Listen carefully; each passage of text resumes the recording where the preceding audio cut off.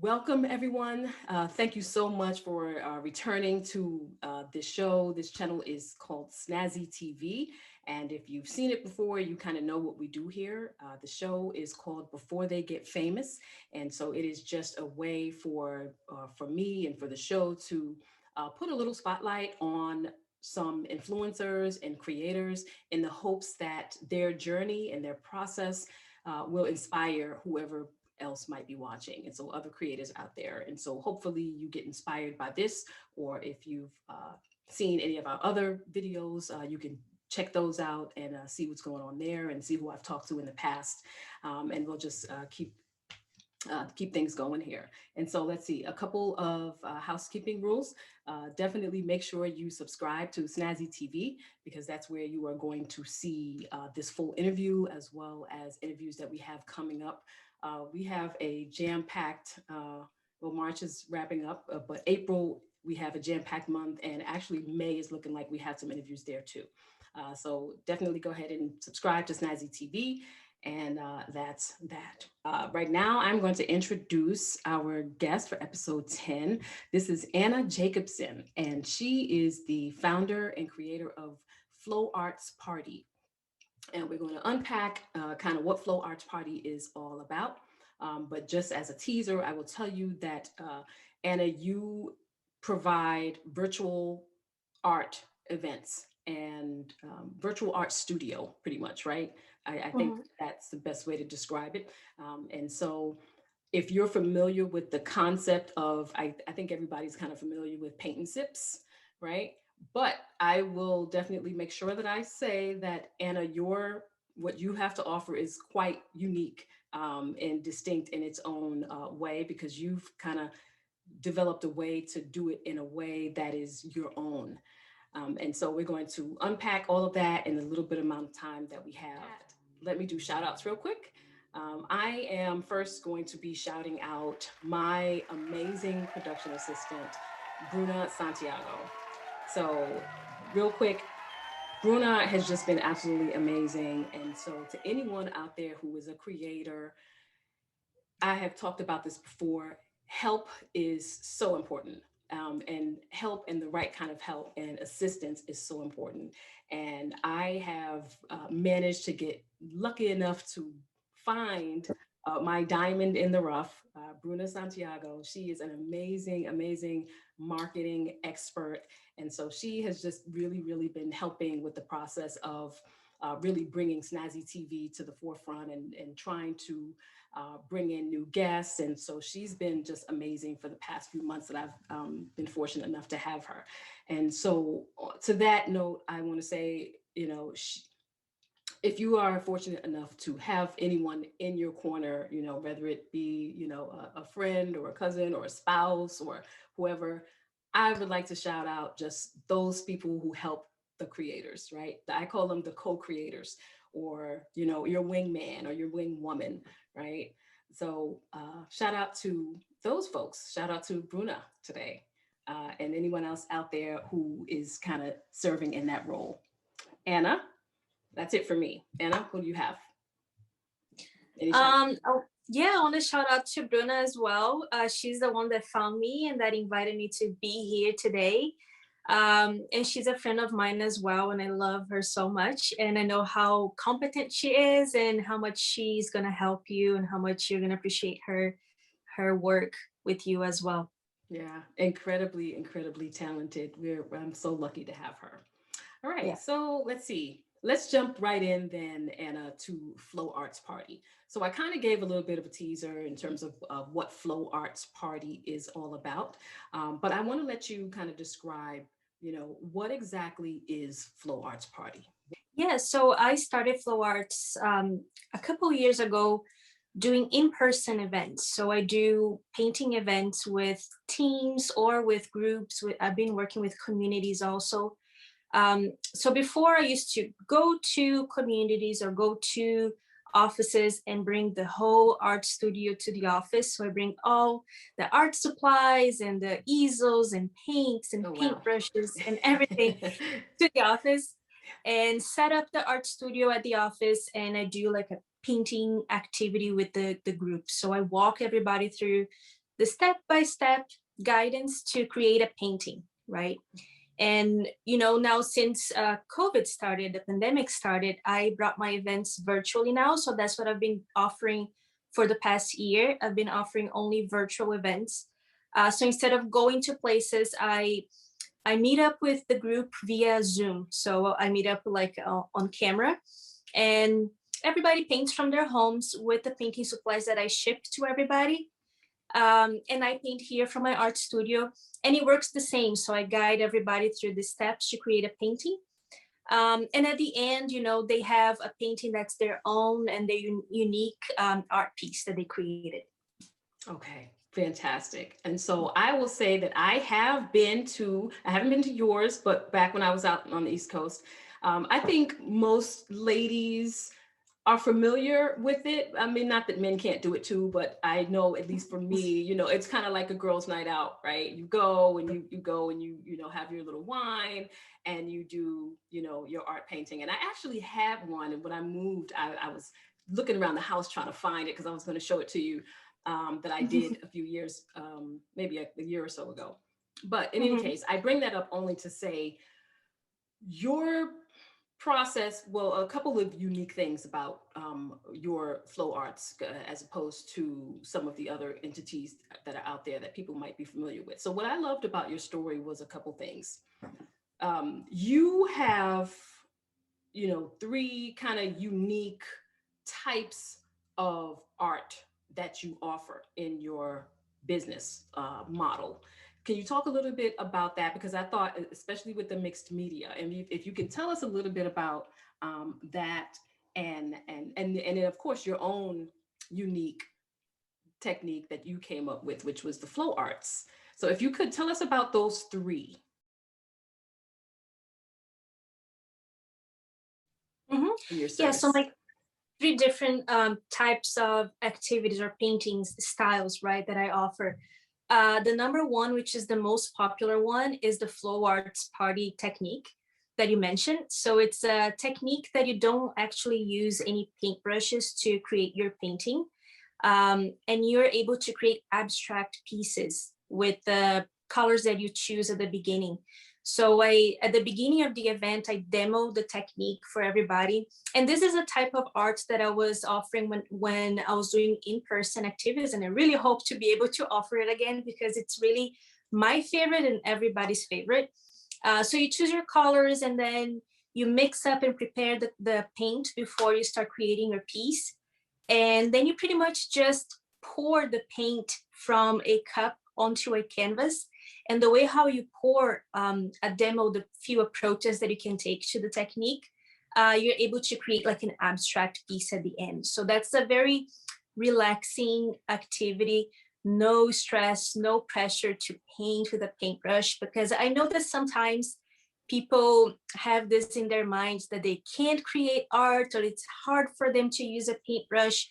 So this technique kind of takes all that anxiety away. So it's just like enjoyable and relaxing, and everybody's super surprised about the art that they can create when they use this technique. So it's really my favorite one. And I think that that's what, is really special about flow arts is the technique that I offer.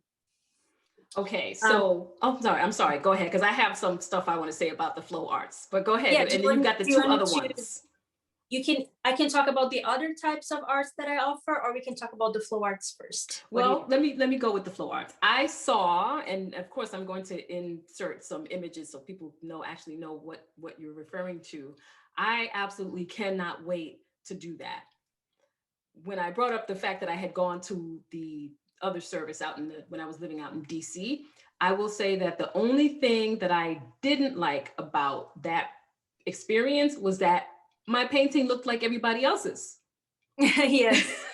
I was like, well, I don't feel very original or, unique or whatever. It was like a bird and, like a background or whatever. And everybody walked away with kind of the same thing.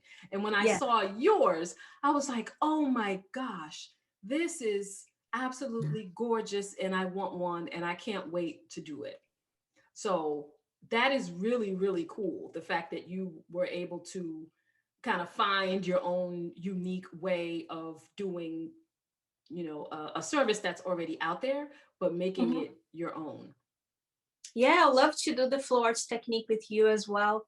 And that's one thing that everybody loves about the flow arts technique is that their painting is unique. There's no other painting that's like that in the whole world. So like, Yeah. it's a very unique kind of, technique to create art. Yeah, and definitely frameable. Like I would love to Hmm. have some of those pieces on my wall, and like even have like several of them or whatever. Yeah, it's frameable, and it's also like really hard for you to kind of mess up the technique. It's like pretty foolproof, it's like as long as you perform the steps that I demo at the beginning, like you will be able to create something that looks really nice. Right. And then the other two that you offer is the traditional paint, right? Yeah, Traditional so paint and the brush. the second most popular one, which is the type of arts that I've been offering now during COVID, because just for logistics, it's the only type of art that I'm able to offer now during COVID. Um, but it's also like really nice and very creative as well. It's more similar to a paint and sip, so the same experience that you had before, right, with the paint night and paint and sip. But except I kind of added a little twist, which is I kind of focus on giving people options and suggestions and tips on how to customize their painting. So I noticed that before, um, the paint and sips that I've experienced before, they all kind of take away the creativity from the people that are participating, right? So you just feel like you're following the instructions and creating the same thing as everybody else. Yeah, I So felt like it was paint by number. yeah, pretty Remember? much. Yeah, it's similar to paint by number for sure, except that like you start with a blank canvas and you just follow instructions from beginning to end, right? um, and so what I do when I do this type of art, I give people more options, like okay, at this point you can choose if you want to use the same color that I'm using here, or if you want to use a different color of your choice. And I even give, say, like, oh, some options of colors that would look nice at this step would be this and this color, like I give some options so people can make their own choices and feel like they're creating art on their own and something unique. I noticed before that the paint and sip events, they start getting a little, I'd say, like a little boring, for people who go. Hmm. And so I decided to add this twist and make things more interesting. So that is something that I absolutely love about your story, Anna. And the main thing that I kind of pulled away was, okay, so you actually did work for a company similar to that offered this model. Yeah. And in keeping in line with the importance of creating and kind of finding your niche and making your own thing. And you saw how, well, let me ask you this first. I'm not going to ask you who it was, but how long did you work there? For a couple years. Wow. Okay. Yeah. And then you noticed that you were like, I can do this better Yes. or different. Exactly. So I was noticing that the events were a little like they were lacking creativity, Mm, and that's what I was missing on the events.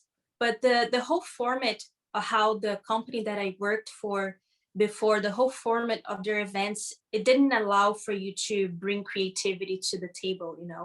So as I was like doing research and learning and teaching and learning how to teach and learning how to work with people who maybe have never painted before or who haven't painted in a while, right? I started learning how to teach and how to bring out their creativity, right? So I started noticing that I have to be very detailed. Like, for example, I have to tell them about how much paint they need to use on the paintbrush, so they don't make a mess on the canvas, they don't use too much paint, and then they can't control the painting anymore. So I started noticing that the more detail that I give to people, the the better artists they become when they're painting with me. So that's what I right. started. And I also, as I was doing my researches and everything, I also learned the flow arts technique, which is what based the creation of flow arts a couple years later after that. Okay. So let's talk a little bit about your background in arts and kind of what you, because as I've talked to a lot of creatives, not very many of us did this in a past life. Like it's always like an epiphany, right? Where you finally find your niche or you finally find your passion. Mhm. And I'm starting to see a trend here. So you have a law degree, right? A law degree, yes. A law Mhm. degree. Yeah. Now, my last guest also had a law degree. She was a practicing attorney and left, shout out to Emily Jenks, photography. Mhm. And she left a career practicing law. And now here you are, have had a, a law degree or have a law degree. And I want to say a guest that I'm going to be talking to maybe next month Mhm. also had was in school studying law. So Is I'm that like, right? what is going on here? Is the law industry just like there's not going to be any lawyers pretty soon? So tell us a little bit about that. Like how did you find yourself here? I Yeah. know. So my dad, he wasn't a professional artist, but he was a very good artist, and perhaps he should have been a professional artist, you know. But sometimes at least in my family, right, back in Brazil, we thought you can't be an artist like as a profession, right? You have to be something that is gonna give you a good life, that's gonna allow you to make money, right, and pay the Mm, bills. So how are you gonna pay the bills being an being artist? an So artist, right? my dad, he was a very talented artist, but he never worked with art. He worked with other things. So I Mm, kind of grew up loving art. Like, right, he taught me everything that he knew about art. He used to draw. He never painted. He only drew with graphite. And I loved doing that. And that was something that I used to do just as a hobby. It never occurred to me that I could turn that into a profession, right? So I always thought, no, I can be an artist. So that's how I ended up studying law, because it would be something that would give me money, right? That would mhm. give me a good life. That's what I thought. But did not, I just couldn't relate studying law. I just didn't find myself studying law at all. Like I just couldn't see myself working as a lawyer. So I never did work as a lawyer. And then I ended up, coming to the United States and kind of starting from zero, starting everything new. So I thought, I'm going to do something that I'm really passionate about. And then I thought about my hobby that I had as a kid, right? I remember how I loved drawing and how that made me feel happy. So I bought supplies again. I bought like drawing supplies again, and I started drawing again. And I really loved it. So I applied for City College. I started taking some classes there. I took drawing classes, which I loved. I took graphic design classes and painting classes as well. So those were, and I really enjoyed doing that. And then after a while, this other company contacted me. They saw my Instagram, which I used to post some drawings and paintings on my Instagram. And they were looking for instructors to work with them. So they saw my Instagram and they contacted me. And that's how I started working with them. And then after a couple of years, I started Flow Arts. So that's how I ended up here. That's the Yeah. whole story. And I love that story. And I at least for this show, I always love to hear people's backstory Mhm. because I envision or I assume that folks that are watching, the show is for the creative, it's for the influencer, and there are a lot of people out there really trying to find their way. And I feel like hearing other people's journey will help someone else along the way because I'm sure there is someone out there currently studying law who's absolutely hating it right now Yes. and wondering when they're going to find their out. So, thanks for sharing that piece of your story. Let's Yes. see. So, you do events for private parties. So, like if you just having a girls' night or whatever, you can Mhm. utilize your services as well as some big name companies you've had that have used your services as well. I saw Sephora was one of your clients. How Mhm. how was that? Was that a large party? Or was it Yeah, it's been awesome working here. Living in the Bay Area gives you that kind of opportunity to work with these big name companies, right? So I did work with Sephora. With Sephora, we did the FlowArts Technique. It was a party of about 20 people, and we went to like a restaurant. So we neat. yeah, we kind of like I contacted, like I have some restaurants that used to be my partners right before the pandemic started, that where I used to host events at. So we went to one of these restaurants and I hosted the event with them. But yes, I have worked like with so many other companies, like, you know, Uber, Facebook, Google, like all these companies here in the Bay Area. And that's what I love about the Bay Area. It gives you so many good opportunities. Mm. So the largest virtual class that you've done was 200 people, roughly. Yes. How Yeah. difficult was that? And well, let me go back first, because it's kind of a two-part question. So when you realized that you were going to turn this into virtual, so you made like a big pivot, right? So Yeah. COVID, I'm finding this to be the case with a lot of people that I talk to. COVID was kind of like, you know, the catalyst to many things, and to some improving their business. So Yeah. you pivoted with COVID, so now you're doing the virtual classes. How difficult was it kind of remodeling, right? Because now you have to have a camera, and now you have to have a, you know, tripod, and like, I mean, I'm not an artist, so I don't know. Is that difficult? Do you paint with your back to the camera, or, you know, what did you, all of that process, was that challenging for you?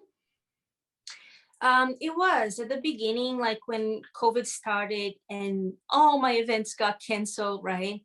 It was scary. I was like, you know, I don't know how long this is gonna last. Like, I don't think that I'm gonna be able to work during this time. And then when I had the idea of doing it virtually, I thought about like, but how are the logistics going to work? You know, this Yeah. is not, it's gonna be so hard. It's gonna be impossible for me to do it. But honestly, like after a few events happened, that I kind of got in the routine of preparing the supplies, packing them up, shipping them to everybody, right? I kind of got in that routine, and then it became easier for me to do. But obviously, like for an event with like hundreds of people, it is really hard to do. Like I had to work like late nights many, many times because I work by myself, right? I don't have anybody helping me, so everything is on me. So I did have to work some late night, early mornings, you know, Yeah. packing up supplies and shipping everything, making sure that people are receiving the supplies and the supplies arrived fine, you know, because there's that Right. factor as well. Like sometimes during the shipping, like the supplies just get ruined, so I have to also double check that. So yes, it was challenging at the beginning, especially, but after I kind of learned the routine and how I would do everything, it kind of became easier. And I don't know, comparing, for example, right, for the comparing with the largest event that I had in person, which was for 100 people. um, I don't know which one would give me the most work to do, because when you're doing events in person, the difference is that you have to bring all the supplies to the office, right? So there's like Right. you have to go from your house, pack up all the supplies, carry them physically to the office, then unload them from your car and set up the whole art studio. Imagine doing that for 100 people. So it's a lot of Ugh. work, you Yeah. know, and like, I think yeah, I think I got stronger just by carrying my art supplies from place to place. Oh, wow. Wow. so So I so I now mean, you like, I ship don't know. everything. Yeah, so now I just ship everything and I work from home, you know, every day I work from home here from my art studio. I have the time that I need to pack up everything and ship. So I think it's not more or less work than in-person events. It's just a different type of work that I had to get used to at the beginning.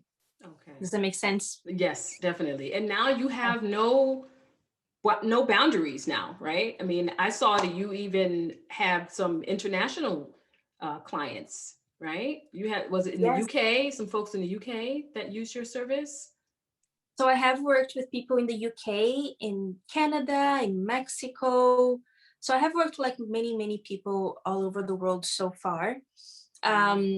And yeah, so before, when I was doing in-person events, there was one limitation that I had, is that I had to work within my area, within the Bay Area, right? I wouldn't like travel 3, 4, 5 hours to go to Right. an office. So I kept within the Bay Area. So now, since I'm working virtually now, it kind of opened up my market to all over the world or all over the country, Wow. you know. So yeah, it was something positive that happened. Indeed, indeed. Your business just expanded like tenfold now because now you have no limits. So that's wonderful. The one thing that I saw Yes. also with your with Flow Arts was the work that you do with seniors, which you can't do right now because that needs to be, I would imagine that needs to be done in person typically, right? Mm-hmm. Okay.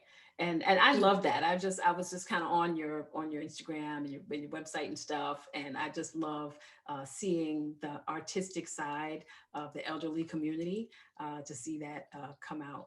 So, do you think when things open back up, do you think that's the challenge question for you? Do you think you're going to stay virtual, or do you think you're going to go back to doing some of the in person?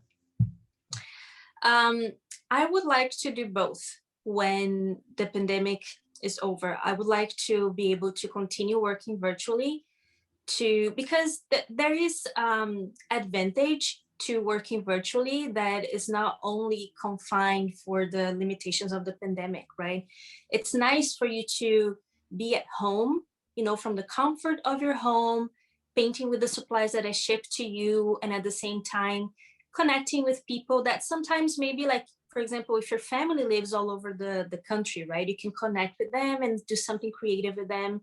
Also, if your team lives all over the country or all over the world, you can bring them together without having to fly Oh to San yeah. Francisco, right? So it's way easier and way cheaper to do it via Zoom. So I think that there is still a market there, still an opportunity there to continue working virtually after the pandemic's over. Yes, but I also would love to continue working in person as well, because I do miss working with people in person. I miss doing the FlowArts technique as well. And I also miss working with the seniors, because right now I'm not able to go to any senior communities. That's another thing that I had to stop doing after the pandemic. And I tried doing virtually with them, but it's kind of, it's a limitation. It's a little bit hard for them to do virtually. I used to work with a lot of seniors that have Alzheimer's or dementia. They really need one-on-one help, and virtually just impossible to do. So I had to stop. But that's something that I also want to continue doing after the pandemic's over, hopefully. Okay, great. Well, I have one last question, and this is actually pertains to I'm going to read it specifically because I want to make sure that I get it right, because it's something that you said that I thought was just so heartwarming. And I was like, huh, well, let me just read it. So you said, no matter your artistic skill level, everyone's able to create art because artistic expression is inherent in humankind. Now that really sat well with me in my spirit, because I don't do visual art, but you know I consider this an art. Art comes in many different forms. So tell Yeah. us, what exactly do you mean by that? I know what I feel like it means to me. Like I feel like everyone has some level of artisticness in them, no matter what Mhm. that thing is, and it doesn't necessarily have to be visual art like what you're doing, but can you just leave us with a little something in terms of what makes you give that to folks? Yeah, so just as you said, you know, art is not only painting, right? There's so many different types of art. What you're doing is a type of art as well. It's communication. So I I always tell people, like, I work with kids sometimes as well. And whenever I ask a group of kids, who in this group is an artist, everybody raises their hand, right? Everybody, all their kids, because they know, Oh. they consider themselves artists, and they know Hmm. that they can just go and draw something and express themselves in that way, and they don't need to go and judge themselves for that, right? When I'm working with adults and I ask who in here is an artist, even people who are artists, even people who love painting and who paint on a daily basis, or, they are still a little reluctant to say that they are artists. They're like kind of like shy raising their hands, or like someone else has to say, oh, that person is an artist. And they're like, oh yes, I guess I am an artist. So it's so for some reason, like when we grow up, when we become adults, we are scared of saying that we are artists because we have that idea in mind that art needs to be perfect, right? That there's like some kind of rules that we have to follow, otherwise we're not artists. When in reality, like kids already know they're born artists, they're born able to express themselves in that way. So I think that somehow we lose that along the way in our lives, right? Oh, And interesting. Yeah. I feel privileged to be able to remind people that they are artists, they are creating art, whatever they're putting on a canvas. Yeah. So Oh, yeah. I love it. I love it. Thank you so much for that. That makes me feel like I want to go up and like paint something. we should we should paint together. Yeah. I know. All right. Well, that wraps things up. Thank you so much, Anna Jacobsen. Anna Jacobsen is the founder and owner of FlowArtsParty. Definitely make sure you check her out on Instagram. Check out her website. Again, she does services, no bounds, no limits. You can reach out to her website and you can have your own Flow Arts Party right from the comfort of your own home. So thanks again, Anna. I will definitely make sure I provide all of your social media info. All right. And take care and keep all those folks out there smiling with your beautiful art. I appreciate your time. Thank you. It's been a pleasure. Thank All you. righty. Thank you. Bye.